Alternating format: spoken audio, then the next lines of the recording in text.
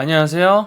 반갑습니다. 닥터 진호의 병원 탈출 진행을 맡고 있는 기능의학 의사 이진호입니다. 오늘은 혈관 질환, 굉장히 가장 유병률이 높고 사망률이 가장 큰 원인이 되는 병 중에 하나죠. 보통 뇌졸중, 스트로크, 그다음에 협심증, 심근경색 이런 것들, 이런 중요한 혈관 질환, 이것을 예방하는 중요한 그것들에 대해서 알아볼 건데, 그 중에서 스몰 댄스 LDL 검사에 또 초점을 맞춰서 한번 알아보도록 하겠습니다.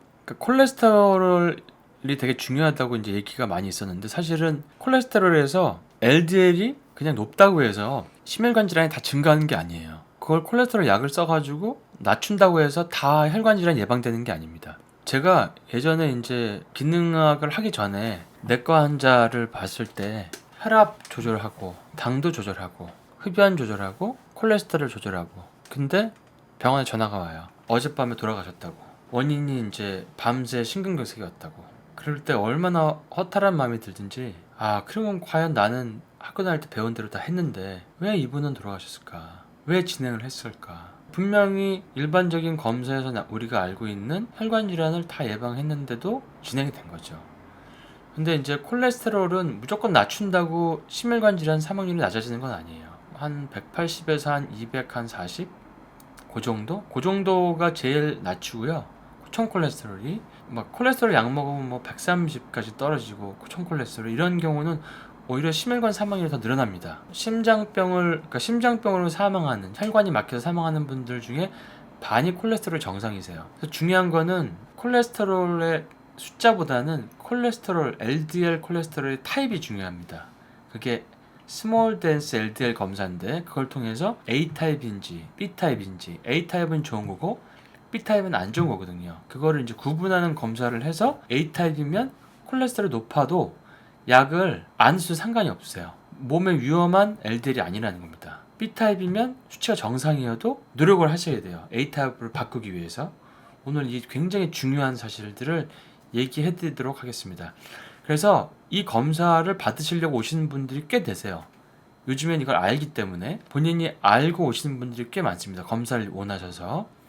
그리고 콜레스테롤 약을 병원에서 처음 딱 받았을 때 내가 진짜 이 약을 먹어야 되는지 안 먹어야 되는지를 감별하기 위해서 오시는 분들이 많아요. 또 어떤 분들은 처방이 나온 병원에서 이 검사를 해달라고 그러는데 검사를 안 해줘서 그래서 찾아오시는 분도 계시고, 요즘 논문을 보면은 콜레스테롤을 무조건 너무 낮추는 게 별로 안 좋다는 거라고 나와 있는데 왜 콜레스테롤 자꾸 나한테 약을 주냐, 이런 걸 오히려 따지는 분들도 계세요. 되도록이면 약을 안 먹고 치료하시려고 하는 경우가 많습니다. 그래서 그런 걸 감별할 때 중요한 검사가 스몰 댄스 LDL이에요. 그래서 스몰 댄스 LDL은 LDL이 보면 여기 LDL 1, 2, 3, 4, 5, 6, 7 이렇게 있는데, 스몰 댄스 LDL 중에서 3, 4, 5, 6, 7, 점점 크기가 작아지고 밀도가 높은 입자가 작은 LDL을 말하거든요. 3, 4, 5, 6, 7. 그래서 스몰 댄스 LDL은 크기가 작고 밀도가 높아서 단단하고 빠르게 움직여서 혈관벽을 잘 뚫는다. 반대로 1이나 2 이런 것들, 입자가 큰 것들은 커가지고 혈관벽을 잘 뚫지 않는다는 얘기죠. 혈관 내에서 서로 뭉쳐서 플락을 형성하고 염증 반응을 악화시켜 심혈관 질환을 유발시킨다. 그래서 콜레스테롤 타입을 정밀하게 보는 겁니다.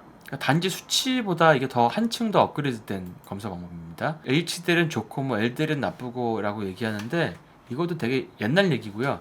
LDL도 좋은 LDL이 있고 나쁜 LDL이 있는 겁니다. 그거를 구분하는 겁니다. 물론 HDL은 높으면 좋으세요. 입자가 작고 단단한, 그래서 혈관벽으로 침투할 수 있는 LDL 3부터 그 스몰 3, 4, 5, 6, 7 스몰 댄스 LDL을 찾아내는 겁니다. 얼마나 많은지. 이게 염증을 유도하고 심혈관 질환에 직접적인 위험이 되기 때문에 그렇습니다. 단순히 LDL 콜레스테롤의 수치가 높다는 것만으로 심혈관 질환의 위험도를 정확히 판단할 수가 없어요. 이건 이제 다 밝혀졌습니다, 이미. 근데 국가검진에서는 그래서 콜레스테롤 검사를 하는데 이걸 안 하죠. 비용적인 문제도 있을 수가 있고, 이거는 좀 정밀 검사이기 때문에 할 수가 없는 것도 있고, 근데 아직까지 콜레스테롤 검사를 해석해서 콜레스테롤 약을 처방한 건 사실 그 가이드라인 기준을 거의 제약회사에서 만들었다고 보시면 됩니다. 제약회사에서 만든 논문에 근거해서 자꾸 수치가 낮은데도 콜레스테롤 약을 처방하면 좋게 의사들을 많이 쇠뇌하고 있죠.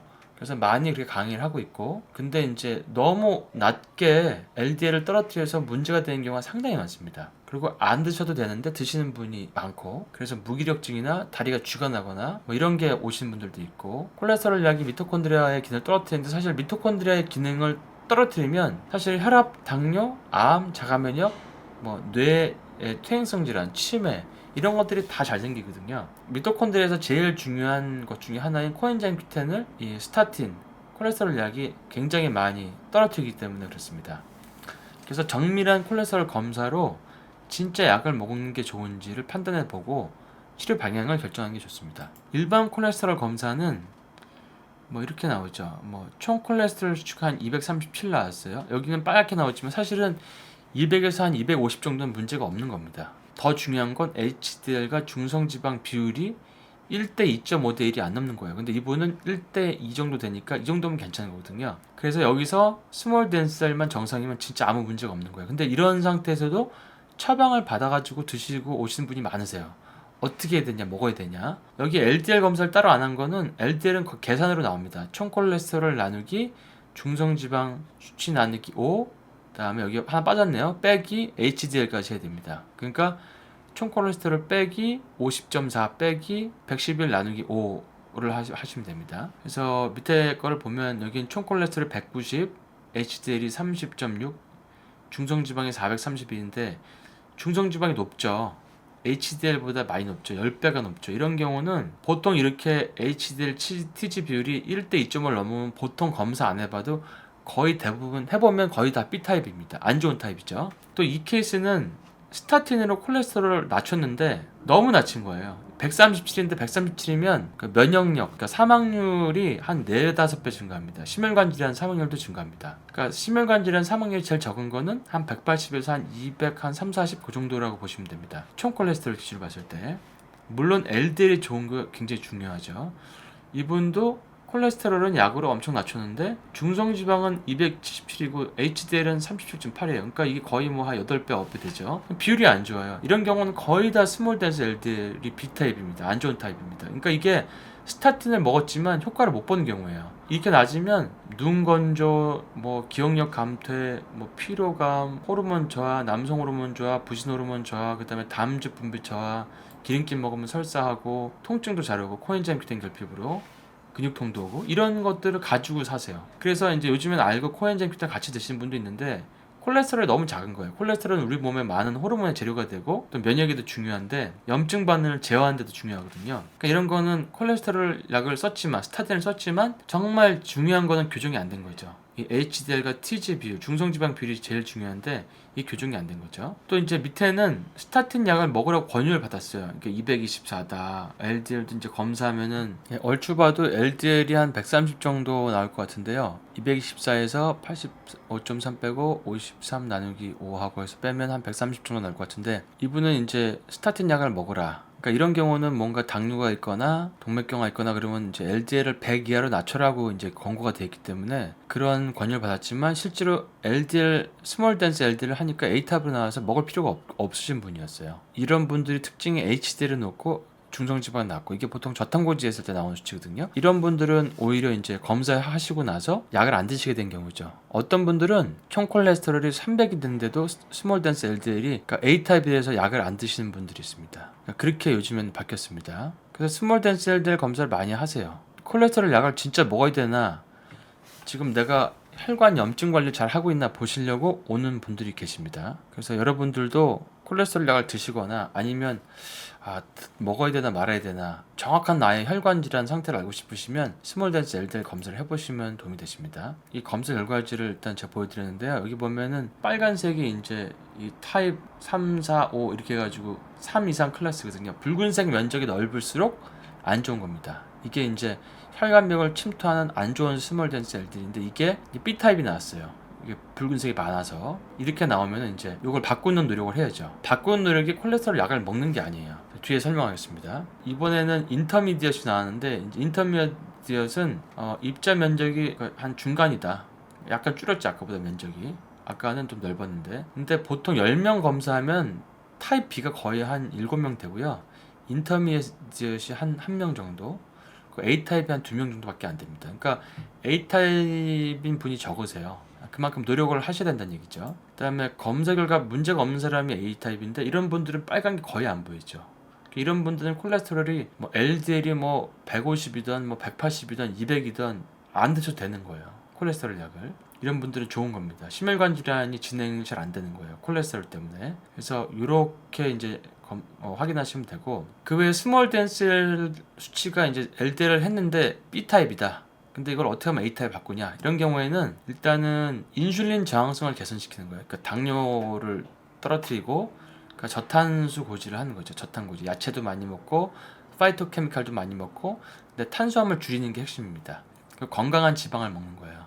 그러면은 이게 A타입으로 많이 변하고요.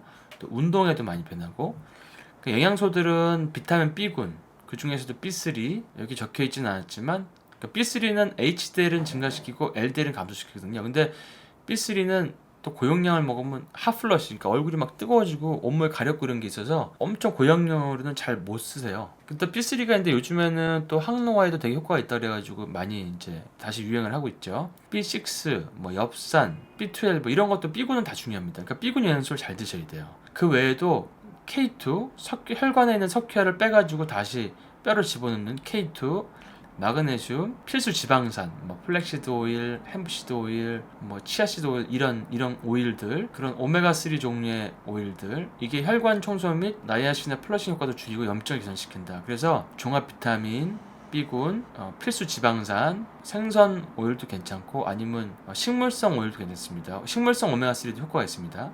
그 중에서 그 아마시, 플렉시드 오일이 가장 오메가3가 많죠. 그 다음에 K2, 뭐 마그네슘, 이거 다 혈관에 도움이 되고요. 그 외에 지용성 비타민 그룹인 A와 D, 항산화 물질을 드시면 돼요. 어떤 파이토케미칼, 이게 뭐 퀘레세틴이 됐던, 뭐 피크노제놀이 됐던, 뭐 베리류가 됐던 이런 파이토케미칼, 베타카로틴이 됐던 뭐 이런 것들 많죠.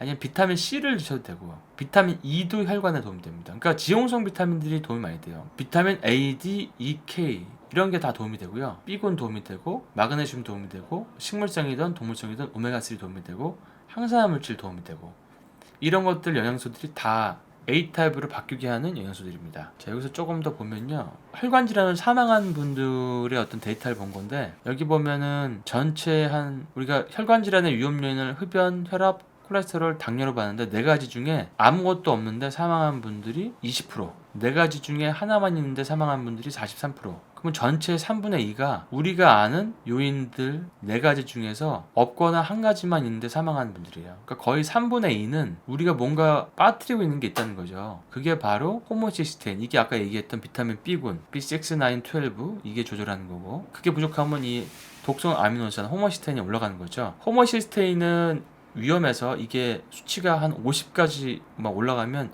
즉사할 수도 있습니다. 이건 유전자적인 문제가 있을 수 있는데 상당히 유전자 문제가 많이 있습니다. 그래서 호모시스테인이 수치가 높게 나오신 분들은 일반 사람보다 영양제를 많이 드셔야 되고요. 저게 안 떨어지는 분들은 MTHFR이라고 하는 유전자 검사를 해보시면 도움이 됩니다. 그 다음에 그럼 타입이 나오죠. 또 HSCRP는 혈관 염증인데 이거는 인슐린 저항성이나 스트레스나 활성산소나 하여튼 몸에 뭔가 염증이 있을 때 올라갑니다. 그래서 HSCRP가 이게 하이 센서티브 CRP거든요. 그러니까 미세하게 보는 CRP 염증 수치인데 이게 1보다 높은 분들은 혈관이 조금씩 막혀요. 그러니까 요거를 잘 보셔야 되고, 이것들은 다 병원에서 처방 안 하는 겁니다. 일반적인 병원에서. 프리 레디칼이 산화 스트레스죠. 이제 요것들 이것도 이제 어떤 활성산소죠. 그러니까 혈관에 있는 콜레스테롤을 산화시키는 주범들이죠. 혈관벽에 염증을 주는 주범들이죠. 이 외에 이제 당연히 이제 인슐린 저항성 당뇨는 포함이 되는 거고, 이런 호모시스테인, 하이 센시티브 CRP, 프리 레디칼 이런 것들이 62.4%를 차지한다는 겁니다.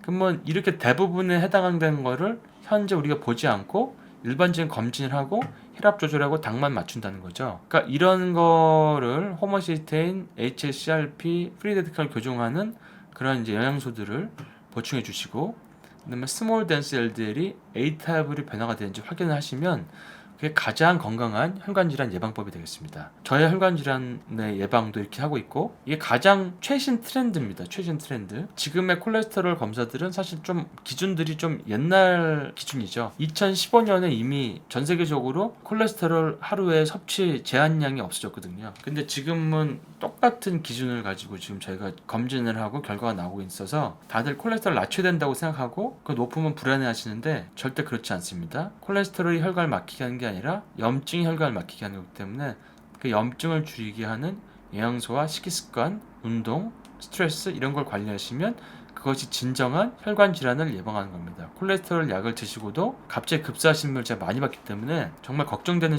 분들은 무작정 약을 드실 게 아니라 이런 정밀한 검사들, 스몰 덴스 LDL, 호모시스테인, 하이 센시티브 CRP, 프리 레디칼, 활성산소 검사 이런 것들을 해보시는 게 중요하다는 걸 오늘 말씀드리겠습니다. 오늘 좀 도움이 되셨는지 모르겠습니다. 다음에 또 뵙겠습니다.